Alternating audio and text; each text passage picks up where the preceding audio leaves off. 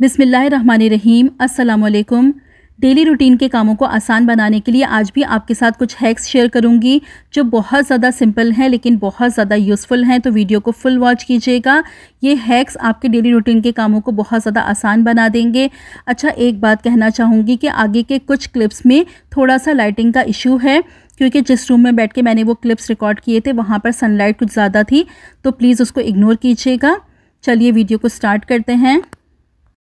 देखिए, ये इस तरह के शॉपिंग बैग्स तो हमारे पास होते ही हैं। जब भी हम शॉपिंग करते हैं इस तरह के शॉपिंग बैग्स हमारे पास जमा हो जाते हैं। अब अगर इस तरीके से हम इनको फ़ोल्ड करके रखते हैं तो ये खुल जाते हैं और बहुत ज़्यादा मैसी लगते हैं। तो इनको ऑर्गेनाइज तरीके से फ़ोल्ड करके रखने का एक ज़बरदस्त सा तरीका बता रही हूँ, इसको ज़रूर फॉलो कीजिएगा। बस आप शॉपिंग बैग को इस तरीके से फ़ोल्ड करेंगे जिस तरीके से मैं फ़ोल्ड कर रही हूँ, फिर उस तरफ से भी आप इसी तरीके से शॉपिंग बैग को फ़ोल्ड करेंगे। नीचे से आप इस तरीके से फोल्डिंग दे देंगे, बिल्कुल बस इस तरह से। देखिए जैसे मैं फ़ोल्ड कर रही हूँ, मेरे बोलने से ज़्यादा आपको देखने से समझ आएगा। अब ये नीचे से आप इस तरह से फ़ोल्ड कर दीजिए। अब फ़ोल्ड करने के बाद आप ऊपर से शॉपिंग बैग को इस तरह से लेके आएंगे और ये जो नीचे आपने फ़ोल्ड किया है इसके अंदर आप टक कर देंगे। अब ये शॉपिंग बैग आपका बिल्कुल नहीं खुलेगा। कोई बॉक्स ले लीजिए और जितने भी शॉपिंग बैग आपके पास हों इस तरीके से आप फ़ोल्ड करके ऑर्गेनाइज तरीके से रख दीजिए। बहुत ज़बरदस्त तरीका है ये शॉपिंग बैग्स को फ़ोल्ड करने का, तो इसको फॉलो ज़रूर कीजिएगा। अब जिन बैग्स पे हमारे पास हैंडल लगे होते हैं इनको फ़ोल्ड करने का जो तरीका बता रही हूँ वो बहुत ज़्यादा इंटरेस्टिंग है, आपको देखने में भी मज़ा आएगा और इस तरीके से आप फ़ोल्ड करेंगे तो इतना प्यारा लगता है, लुक बिल्कुल एक पर्स की शक्ल ले लेगा। आप देखिए इस तरीके से हैंडल को अंदर की तरफ डाल दीजिए। एक हैंडल को आपको अंदर की तरफ डालना है, एक हैंडल बाहर ही रहने दीजिएगा। अब आपने क्या करना है, इसको फ़ोल्ड करना है। फ़ोल्डिंग का तरीका बिल्कुल वही वाला है जिस तरह से आपने पहले वाला शॉपिंग बैग फ़ोल्ड किया था। तो बस इस तरीके से आपने पहले एक तरफ से फ़ोल्ड किया, फिर सेकंड साइड से भी आपको इसी तरह से फ़ोल्ड करना है। फिर आप क्या करेंगे, नीचे की तरफ से आप इसको फ़ोल्ड करेंगे। देखें बिल्कुल इस तरह आपने नीचे की तरफ से इसको फ़ोल्ड किया। अब आपको क्या करना है, इसको जो आपको टक करना है वो कहाँ जाके टक करना है, देखें जहाँ पर ये हैंडल है उसके बिल्कुल अगले वाले पार्ट में आपको इसको टक करना है। जिस जगह हैंडल लगा हुआ है बिल्कुल उसके यहाँ अगले पार्ट में आप जाके इसको टक कर देंगे। टक करने के बाद आप इसकी शक्ल देखिएगा कि ये बिल्कुल एक पर्स की शक्ल ले लेगा, बहुत ज़्यादा खूबसूरत लगता है। आप इस तरह से कहीं पर आप हैंग करके इन शॉपिंग बैग्स को रख सकते हैं, देखने में भी प्यारा लगता है, बनाने में भी इसको बहुत मज़ा आता है। ये देखिए बस ये आपका शॉपिंग बैग बिल्कुल रेडी है, एक बिल्कुल पर्स की तरह आप जहाँ चाहें इसको हैंग करके रख सकते हैं। तो मैं अपनी कबर्ड के अंदर इस तरह से शॉपिंग बैग्स को हैंग करके रख देती हूँ, देखने में भी अच्छे लगते हैं, बहुत ज़्यादा हैंडी होते हैं और ये जो बहुत सारे शॉपिंग बैग्स का मैस फैला रहता है वो भी एक तरफ से बढ़ जाता है। होप कि ये दोनों ही आइडिया आपको पसंद आए होंगे। पसंद आए हों तो वीडियो को लाइक ज़रूर कर दीजिएगा। ऐसी बहुत सारी वायर्स हमारे घर में बिखरी रखी हुई होती हैं, हम अक्सर ड्रॉर्स में इस तरह की वायर्स को इसी तरीके से रख देते हैं जो कि बहुत ज़्यादा मैसी लगता है। इनको भी समेट के रखने का एक ज़बरदस्त तरीका बता रही हूँ, इस तरीक़ों को फॉलो करेंगे तो आप बहुत सारी वायर्स को एक ही ड्रॉर में या किसी एक ही बॉक्स में आसानी से समेट के रख सकते हैं। आपको क्या करना है, पहले तो आप वायर को इस तरीके से समेट लीजिए। समेटने के बाद आप ले लीजिए ये टिश्यू पेपर के रोल का जो हमारे पास कार्डबोर्ड निकलता है वो ले लीजिए। बस इस तरीके से आप अपनी वायर को इस कार्डबोर्ड के अंदर डाल दीजिए और ये ऑर्गेनाइज तरीके से सारी वायर्स आपकी सिमट जाएंगी। किसी ड्रॉर में या किसी बॉक्स में आप जितनी भी वायर्स हैं उनको अरेंज करके रख सकते हैं। बहुत सिंपल लेकिन बहुत ज़्यादा यूज़फुल तरीका है ये वायर्स को समेट के रखने का, तो इसको भी फॉलो ज़रूर कीजिएगा। ये मेरे पास एक एक्स्ट्रा मग है, देखने में बहुत ज़्यादा खूबसूरत है, इसको मैं अपने किचन में यूज़ करती हूँ। किस तरीके से यूज़ करती हूँ, मेरे पास जो ये स्पून्स हैं ये मैं इस मग में डाल के रख देती हूँ, लेकिन अगर ऐसे ही डाल के रख दूँ तो सारे स्पून्स आपस में मिक्स हो जाते हैं। तो इनको ऑर्गेनाइज तरीके से रखने के लिए भी मैं यूज़ करूँगी टिश्यू पेपर के रोल के कार्डबोर्ड का। जी इस तरह से अगर हम रखेंगे तो सारे स्पून्स आपस में मिक्स हो जाएंगे। तो आपने क्या करना है, पहले आपने ये जो टिश्यू पेपर के रोल में कार्डबोर्ड निकलता है ये आपने इस मग में रख देना है। इस मग में ये कार्डबोर्ड रखने के बाद आप अपने स्पून्स को डिवाइड करके रखें। थोड़े स्पून्स आप इस रोल में रख दीजिए। उसके बाद जो बाकी स्पून्स हैं वो आप बाहर की तरफ रख दीजिए। इस तरह से स्पून्स डिवाइड भी हो जाएंगे, देखने में भी बहुत ज़्यादा प्यारा लगेगा और इस्तेमाल करने में भी बहुत ज़्यादा ईजी हो जाएंगे। तो इस तरीके को भी आप फॉलो ज़रूर कीजिएगा। अगर आपको पसंद आता है तो जल्दी से वीडियो को लाइक भी कर दीजिए। अक्सर हमारे पास ये इस तरह की छोटी छोटी सी मटकियाँ होती हैं, तो इसका भी एक ज़बरदस्त सा मैं आपको यूज़ बताती हूँ कि आप क्या कीजिए। ये मेरे पास मटकी है, इसमें मैंने भर लिए चावल। चावल भरने के बाद आप इसमें अपनी जितनी भी नाइफ्स और सिज़र्स हैं वो लगा के रख दीजिए। महंगे महंगे हम लोग ऑर्गेनाइज़र्स ख़रीदते हैं नाइफ्स और सिज़र्स को रखने के लिए। ये भी एक बहुत बेस्ट तरीक़ा है, बिल्कुल बग़ैर किसी ख़र्च के आप घर में ये ऑर्गेनाइज़र बना सकते हैं नाइफ्स और सिज़र को रखने के लिए। चावल में ये नाइफ्स और सिज़र्स बिल्कुल सीधी खड़ी हो जाती हैं, तो बिना ख़र्च के ये ज़बरदस्त सा ऑर्गेनाइज़र्स नाइफ्स और सिज़र्स के लिए आप घर में बना के रेडी कर सकते हैं। गर्मियों में अगर फल और सब्जियां हम बास्केट में रख के बाहर रख दें, यानी फ्रिज से बाहर अगर हमें रखनी हो, तो उस पर आ जाती हैं मक्खियां, क्योंकि मक्खियों का प्रॉब्लम गर्मियों में और ख़ासकर बारिशों के सीज़न में तो बहुत ज़्यादा होता है। तो उसके लिए आपने क्या करना है, बस सिंपल सा एक हैक फॉलो कर लीजिए। आप अपनी बास्केट पर थोड़ा सा सिरका लगा दीजिए, किसी कपड़े पे आप थोड़ा सा सिरका लगा लीजिए और इस तरीके से आप बास्केट पर लगा दीजिए। अब अपनी फल सब्जियां आप बास्केट में रखेंगे, फ्रिज के बग़ैर आप बाहर रखेंगे, बिल्कुल भी मक्खियाँ बास्केट पर नहीं आएंगी।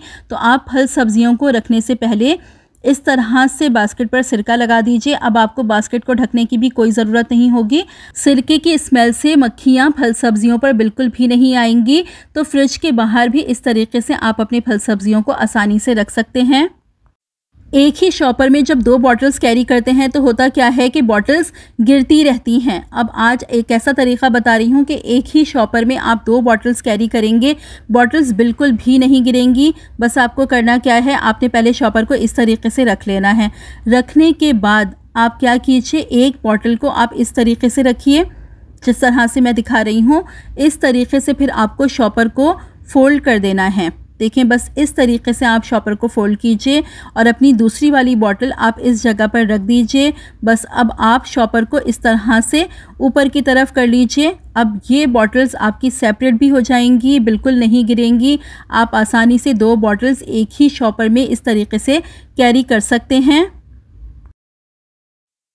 जब हम करेलों को छीलते हैं तो बीच से करेलों को छीलने के बाद हम इनके सीड्स रिमूव करते हैं। तो सीड्स को रिमूव करने के लिए अक्सर हम लोग क्या करते हैं कि जल्दी जल्दी में अपने नाखूनों का इस्तेमाल कर लेते हैं। करेले के बीजों को जब भी निकालना हो कभी भी नाखूनों का इस्तेमाल ना करें, वरना नाखूनों में तकलीफ़ हो जाती है। तो इस तरह से जब भी आपको करेलों के सीड्स को रिमूव करना हो, हमेशा इस्तेमाल करें आप स्पून का। चम्मच की मदद से आप सीड्स को रिमूव करेंगे, आसानी से सीड्स रिमूव हो जाएंगे। तो करेले की सीड्स को रिमूव करने के लिए हमेशा स्पून का इस्तेमाल करें, नाखूनों का बिल्कुल भी नहीं। जब कोई मास्क आप यूज़ कर चुके होते हैं और आपको डिस्कार्ड करना होता है तो बस एक छोटा सा काम जो आपको कर लेना है, इस तरह से नाइफ़ की मदद से कट करके मास्क में जो मेटल स्ट्रिंग होती है वो निकाल लिया करें। ये स्ट्रिंग बहुत ज़्यादा यूज़फुल होती है, कई जगहों पर हम इसका इस्तेमाल कर सकते हैं। देखिए, एक इस्तेमाल मैं आपको बताती हूँ। ये जो हमारी वायर्स होती हैं, मैं आपको ये जो हमारे मोबाइल के चार्जर्स होते हैं इनकी वायर जो होती हैं इनको मैं टक करके बता रही हूँ। तो इस तरह से मुख्तलिफ वायर्स हमारे पास होती हैं, उनको बांध के रखने के लिए आप इन स्ट्रिंग्स का इस्तेमाल कर सकते हैं। जो हमारे ग्राइंडर जूसर्स होते हैं उनकी वायर्स को भी बांधने के लिए आप इन स्ट्रिंग्स का इस्तेमाल कर सकते हैं। तो हमेशा जब भी आपको मास्क को डिस्कार्ड करना हो तो ये वायर्स आप निकाल लिया करें, तो ये आपकी काफ़ी जगह यूज़ हो जाएंगी। अब जो मास्क आपने काटा है तो उसको भी वेस्ट नहीं करेंगे, उसका भी एक ज़बरदस्त सा इस्तेमाल करेंगे।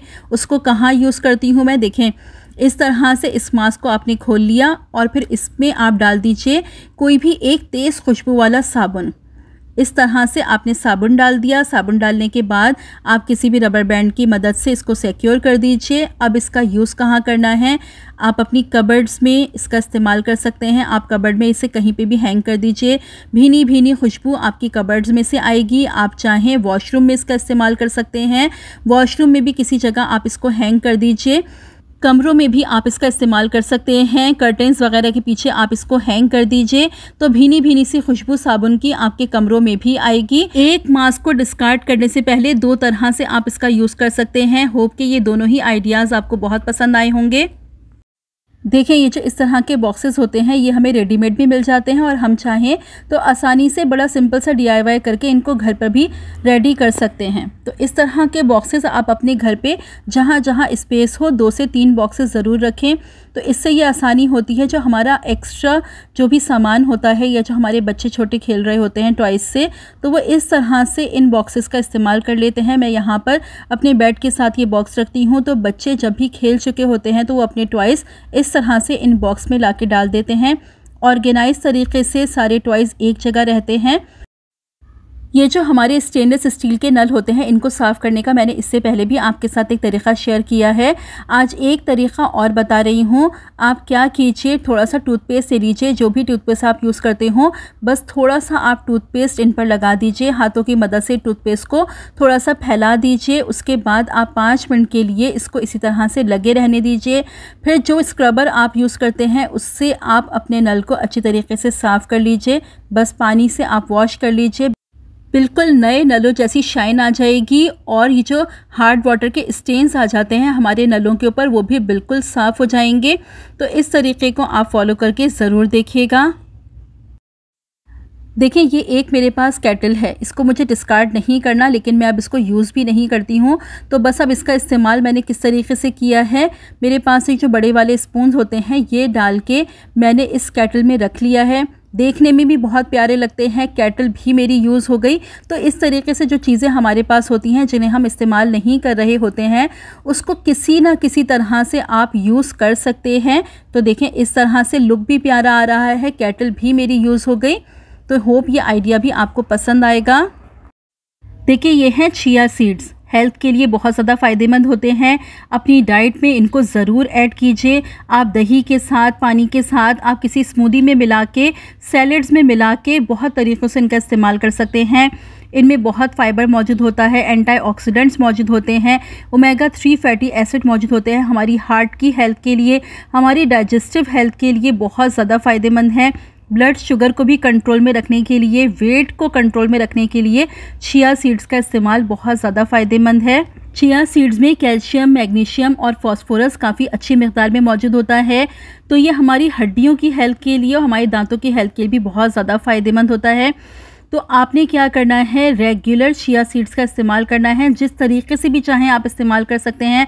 अपनी सलाद में डाल लीजिए, स्मूदी में डाल लीजिए, आप किसी भी तरह से दही में डाल के भी आप इसका इस्तेमाल कर सकते हैं। सिंपल पानी में भी आप इसका इस्तेमाल कर सकते हैं। 1 टेबलस्पून आप पानी में मिक्स करके रख दीजिए, थोड़ी देर के लिए छोड़ दीजिए, उसके बाद आप इसका इंटेक कर लीजिए। किसी शरबत में मिला के भी आप इसका इस्तेमाल कर सकते हैं। तो ये हेल्थ के लिए बहुत ज़्यादा फ़ायदेमंद है।